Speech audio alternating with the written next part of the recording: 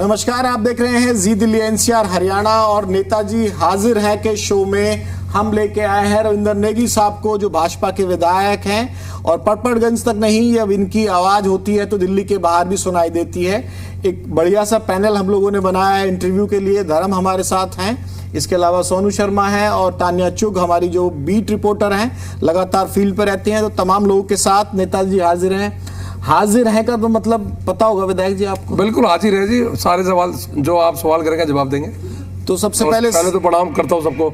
पहला तो सवाल का जवाब यही दे दीजिए कि भाई आप लोग क्या करोगे, कितने टाइम चाहिए आपको दिल्ली की समस्याओं को फिक्स करने के लिए? क्योंकि आपकी मुख्यमंत्री यानी कि बीजेपी की और दिल्ली स्टेट की जो मुख्यमंत्री हैं, इवन सिरसा साहब हो, मंत्री साहब हो, वो लोग सब कह रहे हैं कि भाई 11 महीनों में आप लोग इतने सवाल पूछ रहे हैं, AQI को लेकर पूछ रहे हैं, पॉल्यूशन को लेकर पूछ रहे हैं, 11 महीने में फिक्स नहीं होगा। इससे पहले की सरकारें 11-11 साल तक रही हैं, हमको थोड़ा टाइम दीजिए, उसके बाद फिक्स करेंगे। तो जनता में तो ये मैसेज जा रहा है ना कि भाई अभी से तो आप लोगों ने हाथ खड़े करने शुरू कर दिए हैं। नहीं, हाथ खड़े करने वाली कौन सी बात है? 11 साल है जिसे केजरीवाल सरकार ने सत्तावर है कर जो प्रदूषण के लिए कोई काम नहीं किया, पोल्यूशन के लिए कुछ भी स्टार्ट भी नहीं किया। पर आज कम से कम 10 महीनों में हम लोग एक ऐतिहासिक काम कर रहे हैं कि प्रदूषण को किस तरह से कम हो, उसके लिए पूरे उपाय ढूंढ रहे हैं हम लोग, उसमें वर्किंग चल रही है। पर बार बार एक ही सवाल जो पत्रकार बंधु कहते हैं कि पूछते हैं कि भाई 11 महीने में क्या किया, 10 महीने में क्या किया। पर हमने 10-11 महीनों में हमने स्टार्ट कर दिया। जो जिन लोगों ने प्रदूषण में कुछ किया ही नहीं था, पर हम स्टार्ट कर चुके हैं। विधायक जी, AQI 600 तक गया कि नहीं गया दिल्ली? नहीं, बिल्कुल पिछली सरकारों में भी रहा है। कोई ऐसा नहीं कि ये 10 में ये यमुना पूरी तरह साफ हो गई। मैंने फिर कहा, हमने कभी नहीं कहा कि हम 11 महीनों में यमुना साफ करेंगे। हमने कहा हम यमुना जी में साफ करने का काम हमने शुरू कर दिया है और आपको 2029-2030 तक हमारे खुद है बड़े जहाज उड़ा था जिसमें जो बारिश होनी थी और आर्टिफिशियल रेन के साथ ही AQI को आपको अपने हिसाब से कंट्रोल कर रहा था कि नहीं भाई हम तो दिल्ली के लिए एक मास्टर प्लान लेके आए हैं, और जो परमिशन पहले नहीं मिली थी आपकी सरकार को मिल भी गई।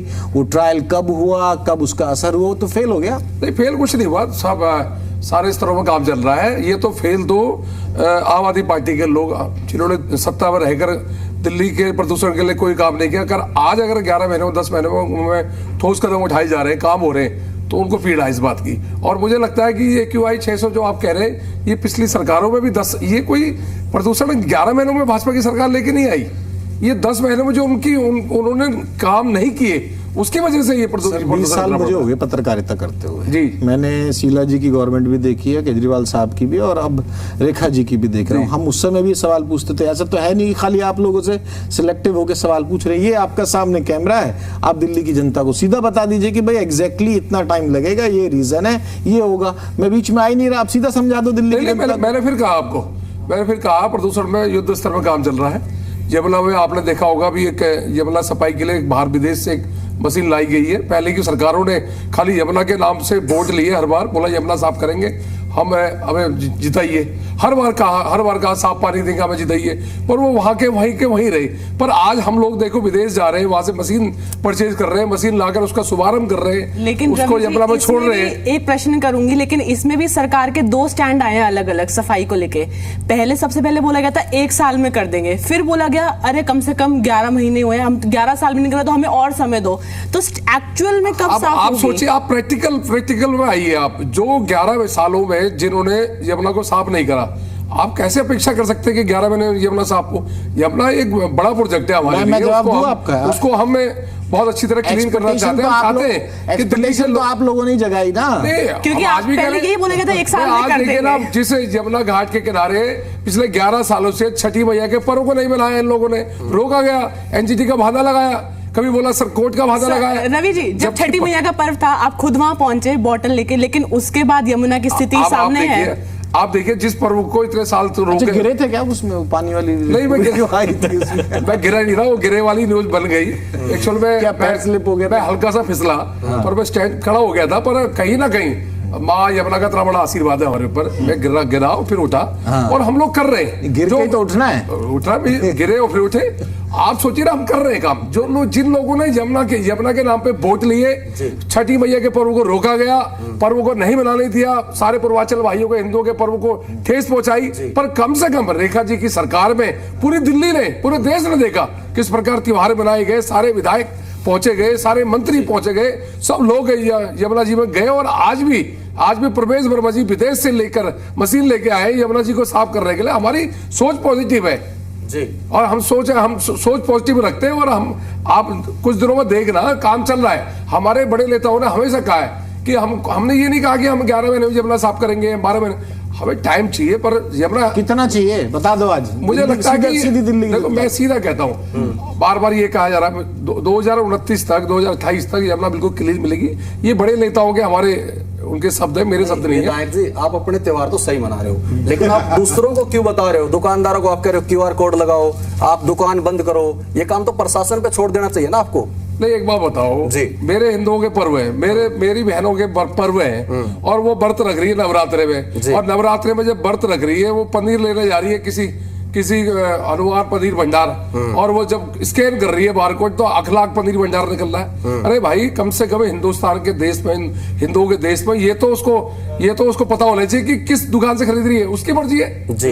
आजकल जिस प्रकार है थूक हाथ चलता है इनका, जितना अभी मेरठ की घटना देखी हुई है आपने, रोटी में थूक रहा था। आज भी गाजियाबाद तो भैया डरा हुआ है, हिंदू समाज डरा हुआ है, सहमा हुआ है। वो चाहता है कि उसका व्रत, अगर वो माता के नाम पे व्रत रख रहा है।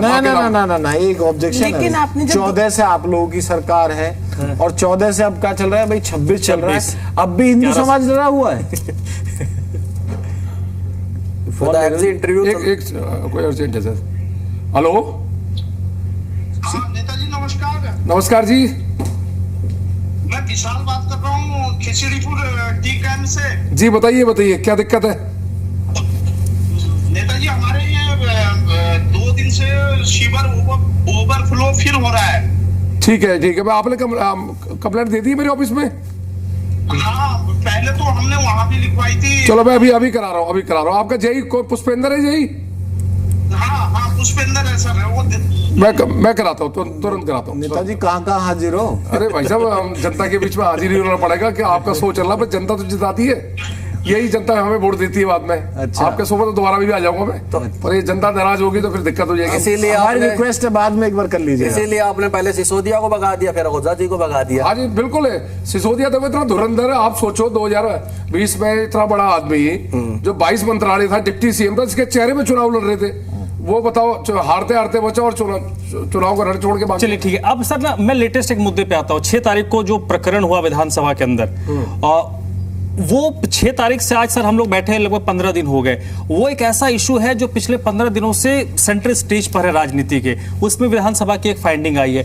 रात को हम 8 से 9 एक शो करते हैं अपने, सवाल दिल्ली का है, क्योंकि सवाल दिल्ली का है। उसमें लगातार हम जब बातचीत करते हैं, अलग अलग पार्टीज के लोग जुड़ते हैं, आपकी पार्टी के प्रवक्ता आते हैं। दिल्ली की जनता बड़ा कंफ्यूज है सर कि उसमें सच कौन बोल रहा है। पंजाब पुलिस की अपनी एक फाइंडिंग है, विधानसभा की एक फाइंडिंग है, तो पब्लिक तो कंफ्यूज है ना कि भरोसा किस पे करें। जो घटना दिल्ली विधानसभा में हो रही है, दिल्ली विधानसभा के परिसर के अंदर हो रही है, असेंबली के अंदर हो रही है, उसे पंजाब की गवर्नमेंट का क्या मतलब है? पंजाब की गवर्नमेंट ने कुल मिला के कहीं ना कहीं उसने मतलब उल्लंघन किया कानूनों का। भाई, हमारी रिकॉर्डिंग, हमारा सदन, आप हमारी रिकॉर्डिंग को कैसे लेके पंजाब में आप चेक करा सकते हैं? भाई, हमारे सदन में आतिशी जी ने बोला, गलत बोला, वो सब रिकॉर्ड हुआ, उसकी जांच हुई, जांच में साफ दिखाया गया कि ये सदन के अंदर इन्होंने गलत बोला। आप पंजाब में एफआईआर दर्ज करा रहे? मतलब इतनी बौखलाहट हो चुकी है दिल्ली के लोगों ने, आपको उखाड़ के फेंक दिया। अब आपके पास पंजाब राज्य बचा, पंजाब में एफआईआर दर्ज करा रहे। धर्म डिबेट करते, धर्म पूछ रहे सच्चा कौन है, झूठा कौन है। मैं यही पूछ रहा हूँ सर, मैं लिटरली बता रहा हूँ, कंफ्यूज सर पब्लिक जो हमारे कमेंट आते हैं। मैं आपको बता दूं, गुरु तेग बहादुर जी के 350वीं जन्म जयंती पूरे देश में युद्ध स्तर में बन रही है। माननीय प्रधानमंत्री जी भी बना रहे हैं, सब बना रहे हैं। तो उसकी चर्चा, गहन चर्चा विधानसभा में चल रही थी। उसके बारे में बताया जा रहा था कैसे हिंदू धर्म को बचाने के लिए गुरु तेग बहादुर जी के साहबजादों ने कैसे कुर्बानी दी, कैसे दीवारों में चिनवाया गया, और बिल्कुल भी उन्होंने धर्म चेंज नहीं करा। पूरा बखान हो रहा था, पूरा बताए, सब सिलसिलेवार सब बता रहे थे मंत्री। इतने में आतिशी जी खड़ी होती है, आतिशी जी कहती है कभी तुम कुत्तों का सम्मान करते हो, कभी तुम गुरुओं को सम्मान करते हो, इस तरह से गलत वर्डिंग। वो तो आपके अध्यक्ष को लेकर भी सवाल उठा रहे हैं। एक गलत वर्डिंग, और उसके बाद वर्डिंग करने के बाद उसके बाद थोड़ी देर बाद वो सदन छोड़ के भाग जाती है। अगले दिन सदन में जब अगले दिन उनको बुलाया जाता है तो पता चलता है वो गोवा चलेगी 2 दिन के लिए, और 2 दिन से चिल्ला रही थी, मास्क पहन के अंदर आ रहे थे कि प्रदूषण प्रदूषण प्रदूषण। जब प्रदूषण में चर्चा थी सारे भाग गए, बस चर्चा कुछ नहीं करनी, सिर्फ रायता खिंचाना है और भाग जाना है। ये सोनू के सवाल का जवाब दे दीजिए। आपने अध्यक्ष चुना, आम आदमी पार्टी को दिक्कत क्यों हो रही है? हमारा परिवार है, मेरा परिवार, मैं जिस मर्जी को चुनूं। तुम्हारे क्या है? तुम्हारा तो तुम तो Kejriwal ji one man show है। तुमने शांति भूषण को भगा दिया, तुमने कुमार विश्वास को भगा दिया, तुमने सारे भगा दिए। वही तो कह रहे हैं सौरभ भारद्वाज कह रहे हैं कि भाई सेकंड जो पूरे लीडर्स थे उनको साइड लगा दिए, ऐसा लाया जो कमजोर है, मोदी जी के इशारे पे काम करेगा। पावर तो एक ही के हाथ में है। 5 बार का विधायक है, 5 बार का विधायक और 2 बार मंत्री रहा, राष्ट्रीय उनकी वो नहीं है, रीच नहीं है, अप्रोच नहीं है। मंत्री रहा हो, 5 बार का विधायक हो, राष्ट्रीय महामंत्री रहा हो, युवा मोर्चा का प्रदेश का अध्यक्ष रहा हो, छत्तीसगढ़ का प्रभारी रहा हो, ये सौरभ भारद्वाज जैसे ये नेता बताएंगे जो 2013 में जन्मी पार्टी, जिनका कुछ नहीं अस्तित्व नहीं, जिनका आज 1980 की पार्टी जन्मी हुई है और इतनी पहले जनसंघ था। आज हम लोग ग्रास लेवल में परिवारवाद से हटकर ग्रास लेवल के कार्यकर्ताओं को, नीचे के कार्यकर्ताओं को हम ऊपर पहुंचाते हैं। ये हमारी परिपाटी है। सौरभ भारद्वाज का जिक्र आ ही गया तो वो उसका भी जिक्र कर लेते हैं। फुलेरा की पंचायत कौन सी है? घूंघट लगा रखा है, वीडियो बन रही है, काफी उन्होंने पूरी सीरीज ही बना दी है। हर दिन हर कुछ टाइम में एक नया एपिसोड निकाल देते हैं। कौन सा फुलेरा? मैंने ऐसा कोई एक वीडियो जारी होती है, सौरभ भारद्वाज जी जो आपके आम आदमी पार्टी के प्रदेश अध्यक्ष हैं, उसमें 2-3 लीडर्स बैठते हैं, फुलेरा की पंचायत उसे नाम दिया जाता है। एक औरत बैठा के घूंघट उड़ा के। मैंने फिर कहा ये लोग झूठ मुख्यमंत्री पर तंज है। ये लोग झूठ की राजनीति करते हैं, ये लोग खाली मुख्यमंत्री के पद का कहीं ना कहीं उनका बदलाव करते, और कहीं ना कहीं ये लोग बौखलाहट में है। क्योंकि दिल्ली में जिस प्रकार दिल्ली के लोगों ने इनका सुगड़ा साफ किया, खुद सौरभ भारद्वाज को शर्म आनी चाहिए, इतनी बड़ी बातें करते हैं। खुद चुनाव हार गए और हारने के बाद प्रदेश अध्यक्ष तो मैं केजरीवाल ने छोड़ रखा बकने के लिए, और तुम बोले जा रहे हो उनके इशारे में। और आज नितिन नवीन जी की जो तुम बात कर रहे हो, तुमसे मैं पूछना चाहता हूँ, आप बताइए तुम में से कौन सा इतना धुरंधर है जितना हमारे नितिन नवीन जी है? आज 5 बार का विधायक है, आप कह रहे हो कि कठपुतली कैसे भाई? 5 बार के विधायक, राष्ट्रीय अध्यक्ष बनाए गए, 2 बार के मंत्री और राष्ट्रीय महामंत्री रहे, प्रदेश अध्यक्ष। धुरंधर चल भी रही है तो एक और नया नाम दे दें नितिन नवीन साहब के आपको, धुरंधर। बिल्कुल धुरंधर, मेरे को लगता है धुरंधर ही है वो भाई। इतना आज राष्ट्रीय, हमें तो प्राउड फील होता है। उन पे आरोप लगा ना कि उनके पिता का, उनके जो फादर थे वो विधायक थे, और उनके वो ये कह रहे हैं कि अपने परिवारवाद को आगे कंटिन्यू। भाई एक बात बताओ, बाई इलेक्शन में भाई पिताजी उनकी डेथ हुई, उनको बाई इलेक्शन में टिकट मिला। चलो परिवारवाद में पहली बार जीत जाते हो 2006 में, वो 2011 में भी जीते, 2015 में भी जीते, 2020 में भी जीते, 2025 में भी जीते। तो परिवारवाद एक बार समझ में आता, हर बार आदमी जीत रहा है तो उसकी वो क्वालिटी है ना अपनी, तभी तो जीत रहे। तो धुरंधर लाए हो आप, मेरे को लगता है। तो बता दो सौरभ भारद्वाज। बिल्कुल सौरभ भारद्वाज जी ये धुरंधर है भारतीय जनता पार्टी के, और तुम लोगों के बस की आप कुछ नहीं है। चलिए पर वो तो बिल्कुल फर्म है कि पंजाब में हम आ रहे हैं, गुजरात में भी उनकी जल्दी से कमेंट कर दिए सर, समय खत्म हो रहा है, जल्दी से। पंजाब में क्या दावा कर रहे हो? तो कह रहे हैं कि हम तो खोटा गाड़ी हुए पंजाब में। हमारे जगह जगह दौरे भी चल रहे हैं अरविंद केजरीवाल के। पंजाब की जनता इतनी बेहाल है, रंगदारी, गुंडागर्दी और इतने वहाँ केस हो रहे हैं, सब पंजाब की जनता चुनाव का इंतजार कर रही है। आप चुनाव आने तो सुगड़ा साफ। एक आखिरी सवाल अपनी विधानसभा को लेकर 2-4 बात अगर आप रखना चाहें, और एक सवाल का और जवाब दे दीजिए। आपने कुछ दिनों में इलेक्शन में, अगर आप मेरी पूरी टीम में मुझे वेरीफाई कर देगी, आप भी कर दीजिएगा, आपने कहा था कि मुझे मुस्लिम वोट नहीं चाहिए।